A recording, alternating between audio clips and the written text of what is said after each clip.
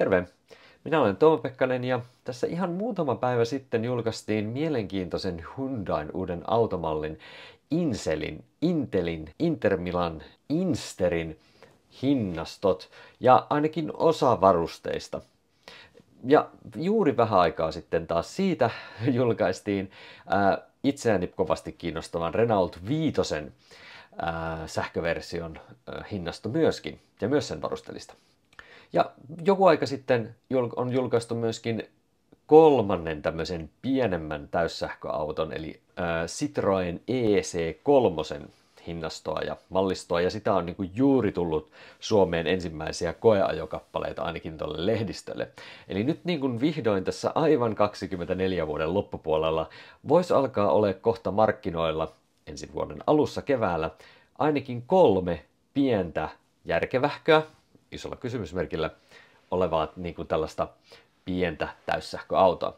Ja mä ajattelin nyt tehdä tämmöisen tosi nopean vertailun siitä, että mitä mieltä minä itse olisin nyt näistä 3 eri mallista. Ja raakkasin tähän nyt sitten 5 eri versiota näistä 3 eri automerkistä ja mallista. Mä otin yhden Citroenin, koska se hinnat alkaen malli ei sisällä lämmitettyjä penkkejä ja se on muutenkin niin karu, että mä nyt jätän sen suosiolla pois tästä, vaikka se olisikin lähtöhinnaltaan näistä marginaalisesti halvin.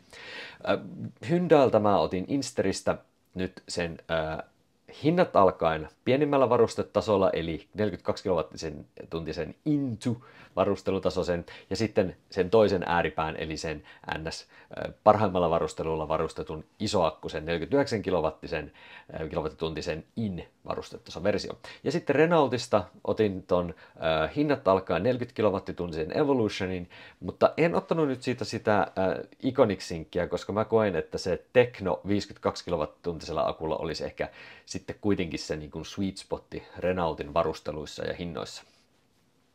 Ja jos aloitetaan nyt noista niin kuin teknologian puolelta, niin nämä on aika lähellä toisiaan kaikki. Näissä on aika lähellä toisiaan oleva DC-latausnopeus, näissä on niin kuin tämä AC-latausnopeus, on myös sitä 11 kilowattia pääasiallisesti, paitsi Citroenissa, jolle se on lisähinnalla. Latausportit sijaitsee kaikissa näissä joko vasemmalla puolella edessä, takana tai sitten tuossa Insterissä siinä nokassa. Insteriin ja Renaultiin saa vehicle to loadin, eli että sä pystyt laittamaan niin kuin, semmoisella joko adapterilla tai Insterin tapauksessa taitaa olla ihan suoraan pistoke, niin ihan tavallisia vaikka airfryerin tai jonkun sähkölaitteen kiinni siihen autoon niin, että sitä voi käyttää niin kuin jättikokoisena akkuna ihan mille tahansa Shuko pistokkeella varustetulle työkalulle tai sähkölaitteelle. Ja myöskin sitten semmoinen tärkeää, että jos käyttää auton navigointijärjestelmää, niin saako siihen autoon niin kuin akun esilämmityksen sitten päälle tai manuaalisesti tai tosiaan silleen niin kuin, navigoinnin osuudessa. Ja tietysti kantamat, mikä niissä on sitten VLTP-kantamat ja näin poispäin. Niin niitä kun katsoo, niin nämä on kyllä aika lähellä toisiaan. Että tokihan kantamat menee siitä tuosta Citroenin 260 kilometristä sinne Renaultin 52 kWh akun sinne 411, mutta varmaan niin kuin arkikäytössä nämä on kuitenkin aika lähellä toisiaan. Latausnopeudessa oikeastaan maksiminopeuskin, kun on vaan se 100 kilowattia, niin mikään näistä nyt ei mitään semmoisia niin kuin superupeita matka-autoja kyllä tulee olemaan, mutta varmasti semmoisia, millä niinku pärjäisi myöskin Suomen sisällä vähintäänkin niinku isojen kaupunkien väliä suhata.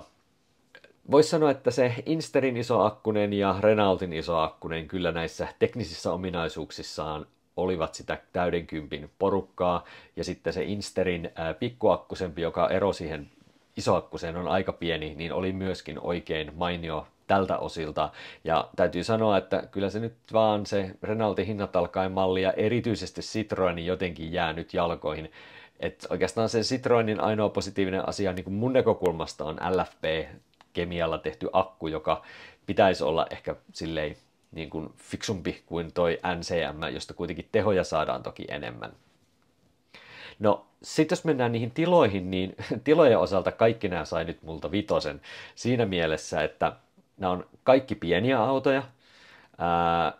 Ja siinä, missä esimerkiksi Renault on niin kuin kuljettajan ja etuistuimen puolelta niin kuin ehkä maittavimman näköinen ja kaikilta osin niin kuin toimivimman oloinen ja sellainen modernin oloinen, niin sitten taas esimerkiksi niin kuin sen huono puoli on aivan niin kuin tämän porukan heikoimmat takapenkkitilat sitten. Kun taas sitten taas se Inster, niin se vaikuttaa niin kuin nappuloiltaan ja käsittelylaitteiltaan niin kuin jotenkin vanhahtavalta, vaikka siinä on ihan kivan kokoiset näytöt, mutta kaikki tekniikka, kaikki nappulat näytti semmoiselta vähän niin kuin samanlaiselta kuin mun Nissan Leafissä, että se on niin kuin 90-lukulaiselta.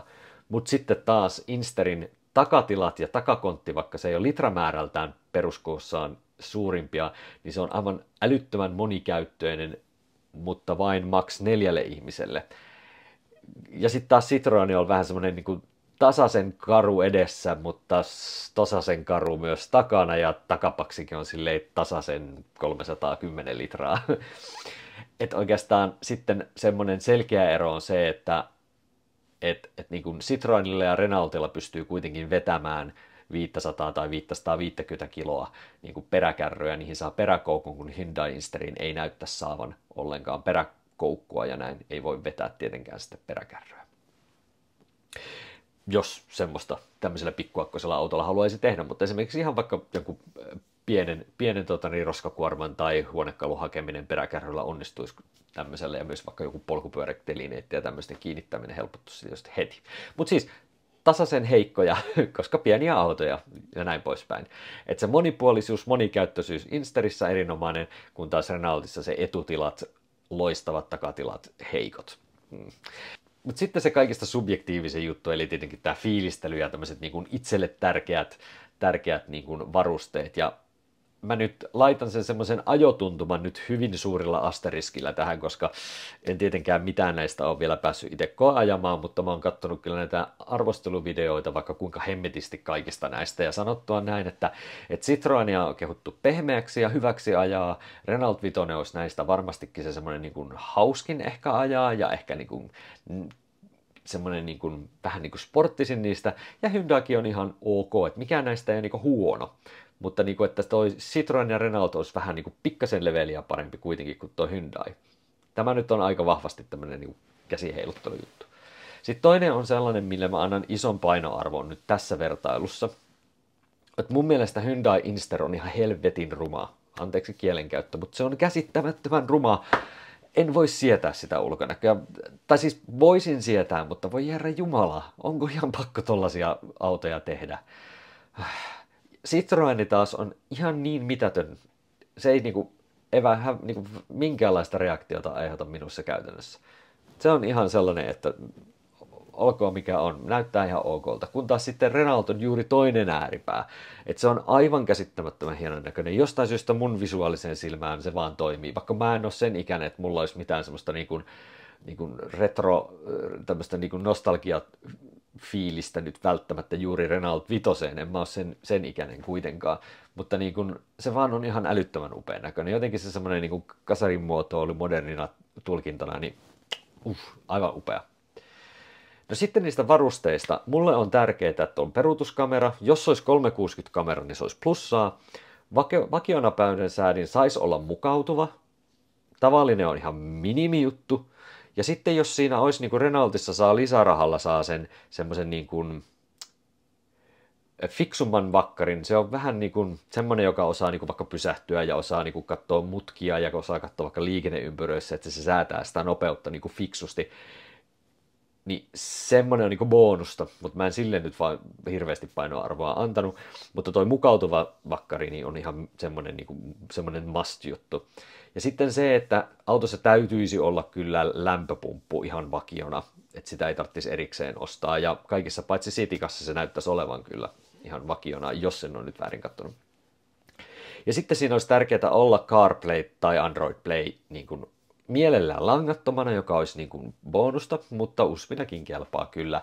Ja sitten semmoinen niin kuin erikoismaininta täytyy nostaa myöskin tuosta sitten Renaultin tästä kalliimman mallin siitä, että siinä on niin kuin se Google-palvelut on integroitu ja se niin kuin mediasoitin kautta infotainmentti-juttu on niin kuin eri levelillä siinä niin kuin mitä nyt esimerkiksi Hyundain versiossa näyttäisi olevan, joka on vähän niin kuin Hyundain pari sukupolvea vanhempaa teknologiaa. Nämä ei ole mitkään muut paitsi toi kalliimman Renaultin se niin kuin Google-vetoinen juttu, niin mitenkään silleen erinomaisia. Mutta nykypäivänä kuitenkin ollaan ihan eri levelillä kuin joskus aikoinaan ollaan oltu. Et siinä mielessä kaikki ne on käyttökelpoisia, ja sitten kun niissä on vielä se Android tai CarPlay, niin sillähän sitten korvataan tosi paljon. Mutta jotenkin tuntuisi, että ton teknovarustelun Renaultin kanssa mä en edes käyttäisi AirPlaytä muuta kuin siihen, CarPlaytä muuta kuin siihen ehkä musiikin soittamiseen ja sitten puhelujuttuihin, että se navigoinnit sun muut olisi niinku suoraan